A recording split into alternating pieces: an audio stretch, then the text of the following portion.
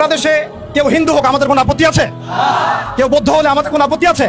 কেউ খ্রিস্টান ধর্মাবলম্বী হলে আমাদের কোনো আপত্তি আছে? কেউ যদি নাস্তিকও হয়ে যায় আমাদের কোনো আপত্তি নাই। কিন্তু নাস্তিকতার দোহাই দিয়ে সেই লেভেলকে ব্যবহার করে যখন আপনি আল্লাহ এবং তার রাসূলের শানে কটূক্তি করবেন, আমাদের আপত্তি তখনই আমরা ঘরে চুপ করে বসে থাকবো না ইনশাআল্লাহ। আপনি নাস্তিক হয়ে জাহান্নামে যান, আমাদের কোনো আপত্তি নাই। কিন্তু নাস্তিকতার আদলে আপনি মুসলিমদের সেন্টিমেন্টকে আঘাত করতে পারেন না। আপনি কোন ধর্মের তাবেদার হয়ে ইসলাম ধর্মকে কটূক্তি করতে পারেন না। আপনি ইসলাম ধর্মের এবং তাওহীদি জনতার সেন্টিমেন্টে আঘাত করতে পারেন না।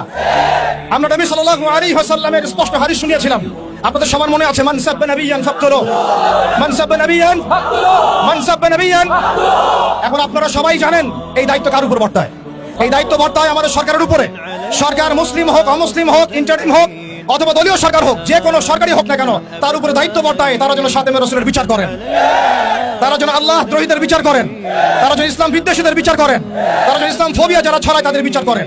কিন্তু এখন পর্যন্ত আমরা তাদেরকে মামলা নিতে পর্যন্ত দেখি নাই। আমাদের ভাইরা থানায় থানায় ঘুরেছেন, মামলা নেওয়া হয় নাই। এই তথাকথিত গণতান্ত্রিক আইনের এবং এই তাগুতি সিস্টেমের মার পেছে খাতেমে রাসূলের মতো স্পর্শগত ইস্যুতে মামলা নেওয়া হচ্ছে না। তাহলে কি আমরা এটা প্রমাণ করেছেন আপনারা তাহলে যে তাগুতি বিধান কখনোই সাম্য এবং ইনসাফ কায়েম করতে পারে না? আপনারা নিজেরাই প্রমাণ করেছেন যে তাগুতি বিধান এবং মানব রচিত সংবিধানগুলো, আইনগুলো কখনো মুসলিমদের সেন্টিমেন্টের পক্ষে আসতে পারে না। তারা কখনো খাতেমে রাসূলের পর্যন্ত বিচার করতে পারে না। তারা আল্লাহ দ্রোহীদের বিচার করতে পারে না।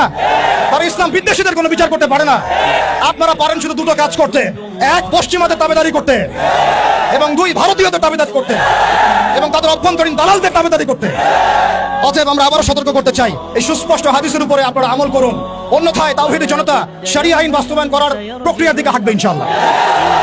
ইয়া খিলাফা ইয়া শাহাদাত, হয় খিলাফত না হয় শাহাদাত, হয় খিলাফত না হয় শাহাদাত।